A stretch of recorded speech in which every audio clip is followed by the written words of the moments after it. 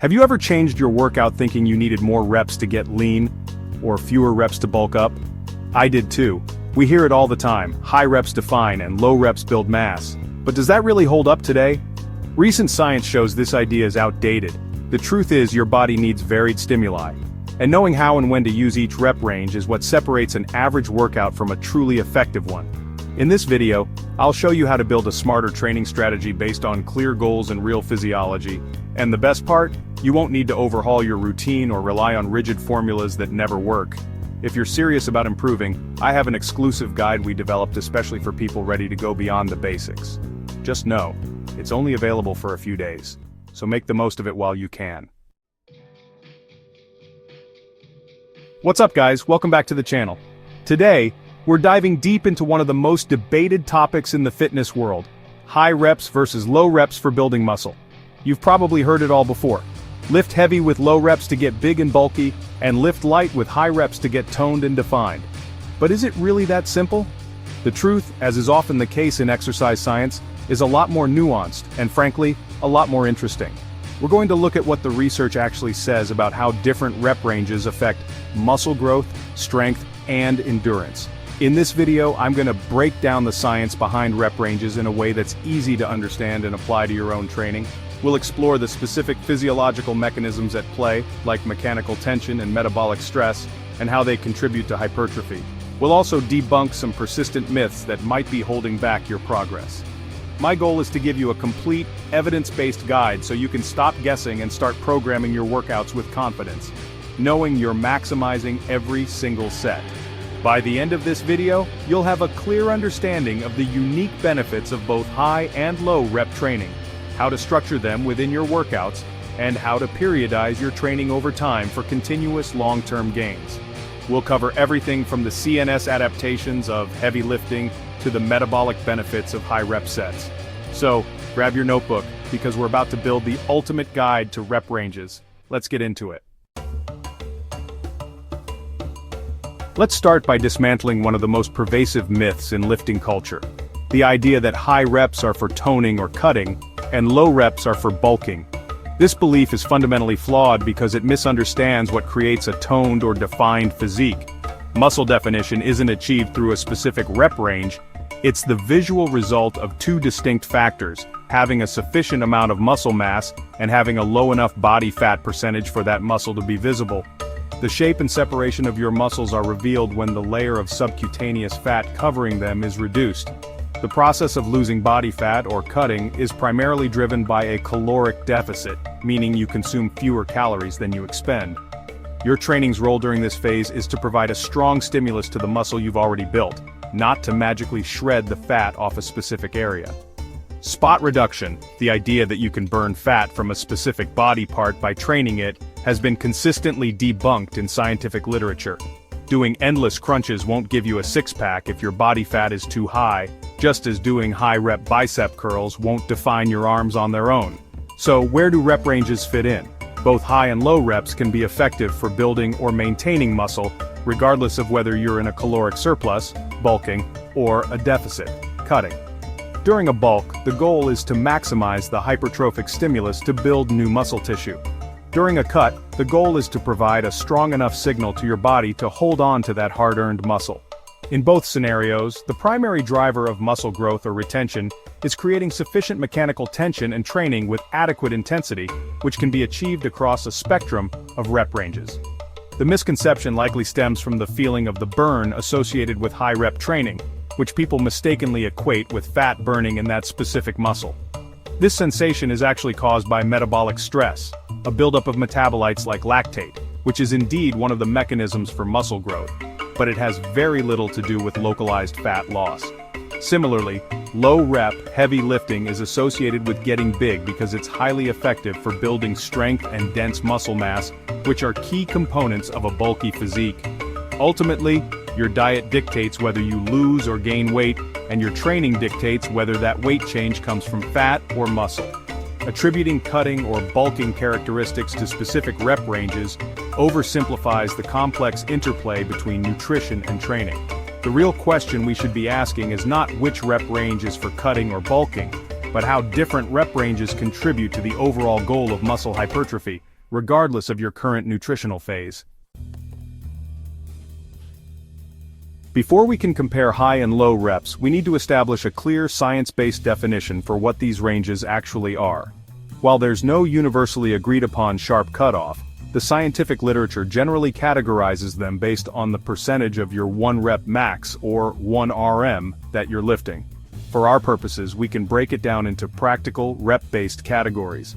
Low rep training typically falls in the 1 to 5 rep range. This is the zone where you're primarily building maximal strength, lifting weights that are 85% or more of your 1 RM. This is the domain of powerlifters and strength athletes. Moving up the spectrum, we have the moderate rep range, often called the hypertrophy range, which is typically between 6 and 12 reps per set. Here you're using a weight that's roughly 65% to 85% of your 1 RM. This range has traditionally been seen as the sweet spot for muscle growth because it offers a fantastic blend of mechanical tension and metabolic stress. Most bodybuilding programs are built around this rep scheme, and for good reason. It's incredibly effective for stimulating an increase in muscle size. It's the workhorse of most people's training. Then we have high rep training, which is generally considered to be anything from 15 reps upwards, sometimes going as high as 30 or even 50 reps per set. In this zone, the load is much lighter, typically below 65% of your 1 RM. The primary stimulus here shifts away from pure mechanical tension and more towards metabolic stress and muscular endurance. You're pushing your muscles to their metabolic limits, creating that intense burn and pump that comes from the accumulation of metabolic byproducts within the muscle cells. It's crucial to understand that these ranges are not rigid, isolated boxes.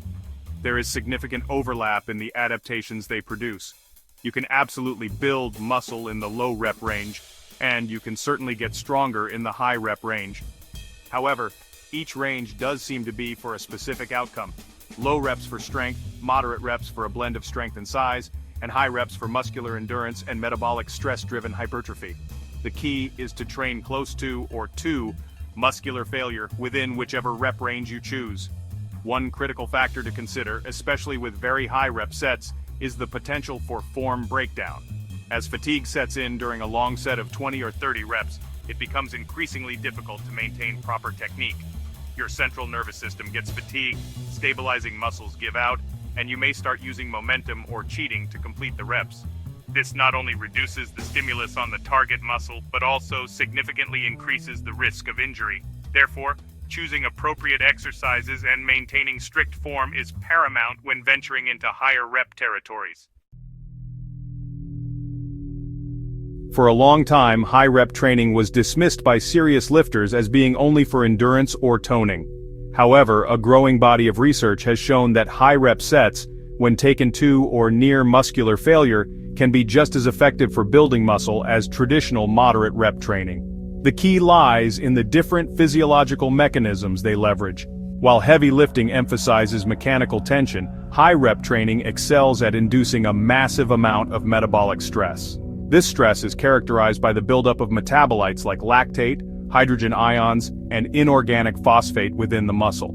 This accumulation of metabolic byproducts is thought to trigger a hypertrophic response through several pathways. First, it leads to significant cell swelling, often referred to as the pump. This swelling places pressure on the cell membrane, which is perceived by the cell as a threat to its integrity. In response, the cell initiates signaling cascades that reinforce its structure, ultimately leading to muscle growth. Think of it as the muscle cell trying to buttress its walls to better withstand this type of stress in the future. Furthermore, high levels of metabolic stress have been shown to increase the recruitment of a wider range of muscle fibers. As a set progresses and the primary, more endurance-oriented fibers begin to fatigue, the body is forced to call upon the larger, more powerful fast-twitch fibers to help complete the work. This means that even with a light weight, if you push the set close to failure, you can still achieve full muscle fiber recruitment, which is a critical prerequisite for maximizing hypertrophy across the entire muscle. High rep training also has a pronounced effect on hormonal response. Studies have shown that protocols involving high volume and short rest periods, characteristic of high rep training, can lead to acute spikes in anabolic hormones like growth hormone and IGF-1.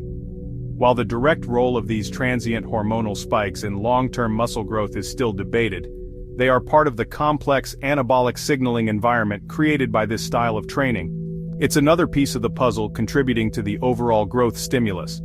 Finally, high rep sets inherently increase the total time the muscle is under tension, TUT, for a given set. While TUT itself isn't the sole driver of growth, extending the duration of a set ensures that the muscle is working for a prolonged period, contributing to both metabolic fatigue and cumulative mechanical tension. The caveat, as mentioned before, is the risk of form breakdown. To make high reps effective, you must maintain tension on the target muscle and resist the urge to use momentum as fatigue mounts, ensuring the quality of the stimulus remains high throughout the entire set. Chapter 4. Low reps and strength gains. Now let's shift our focus to the other end of the spectrum, low rep, heavy load training. This is without a doubt the undisputed king for developing maximal strength. The primary driver here is immense mechanical tension. Lifting a weight that is close to your absolute limit places a massive amount of force on your muscle fibers and the structural components of your musculoskeletal system. This intense mechanical signal is a powerful trigger for muscle protein synthesis, telling your body it needs to build bigger, stronger muscle fibers to handle such a demanding load. A significant portion of the initial strength gains from low-rep training comes from adaptations within the central nervous system, or CNS. Your brain becomes more efficient at sending powerful signals to your muscles. This includes improved motor unit recruitment, meaning your brain learns to activate more muscle fibers simultaneously. It also enhances the rate of firing, so the signals are sent more rapidly, and improves intermuscular coordination, allowing different muscle groups to work together more effectively to move the weight.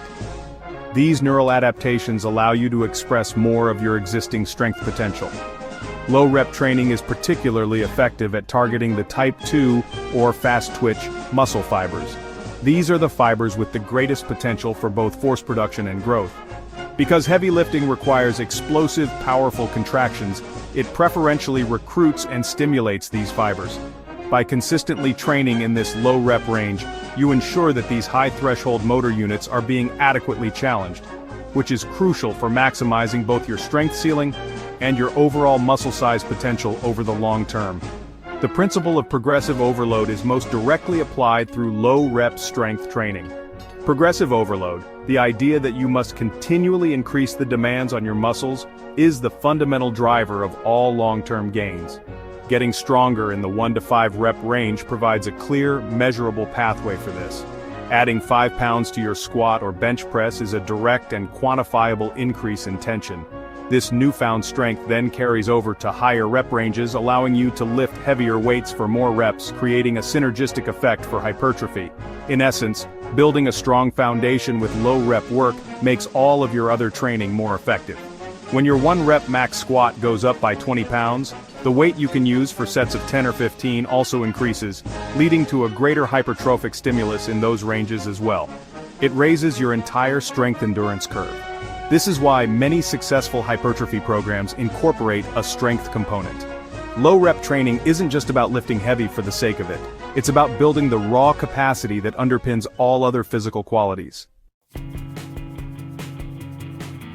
Chapter 5. The risks of low-rep training. While low-rep heavy lifting is incredibly effective for building strength, it's not without its risks. The most obvious concern is the sheer stress it places on your body. Lifting weights at or near your 1 rep max puts an enormous strain not just on the muscles themselves, but also on your joints, tendons, and ligaments. These connective tissues adapt more slowly than muscle tissue, and if you push the intensity too hard, too often, without adequate recovery, you can create a recipe for overuse injuries like tendinitis or joint pain. The potential for acute injury is also higher. When you're handling maximal or near maximal loads, there is very little room for error in your technique. A minor deviation in your form, a moment of lapsed concentration, or a simple misgroove on a heavy squat or bench press can lead to a serious injury like a muscle tear, a herniated disc, or a joint dislocation. This is why impeccable form, the use of spotters for key exercises, and a healthy respect for the weight are absolutely non-negotiable when training in this intensity zone. Another potential pitfall of exclusively training with low reps is the risk of CNS fatigue. Constantly pushing your nervous system to its limits with heavy, neurologically demanding lifts can lead to a state of overreaching or even overtraining. Symptoms can include persistent fatigue, a drop in performance, irritability, and a decreased motivation to train. Your nervous system needs time to recover just like your muscles do, and grinding out heavy singles and triples week after week can dig you into a recovery deficit that's hard to climb out of. Focusing solely on low reps can also lead to training plateaus. While you might see rapid strength gains initially due to neural adaptations, you might neglect other important mechanisms of hypertrophy like metabolic stress. Your body is an incredibly adaptive machine, and if you only ever provide it with one type of stimulus, it will eventually adapt to it and progress will stall. By failing to incorporate other rep ranges, you're potentially leaving muscle growth on the table by not challenging your muscles in different ways. Finally, from a practical standpoint, always training heavy can be mentally draining. It requires a high level of arousal, focus, and psychological readiness for every single session. Some days you just might not have the mental energy to get under a heavy bar. Incorporating periods of lighter, higher rep training can provide a much-needed psychological break, allowing you to still get in a productive session without the immense mental and physical pressure of a max effort day. This can be key for long-term adherence and enjoyment.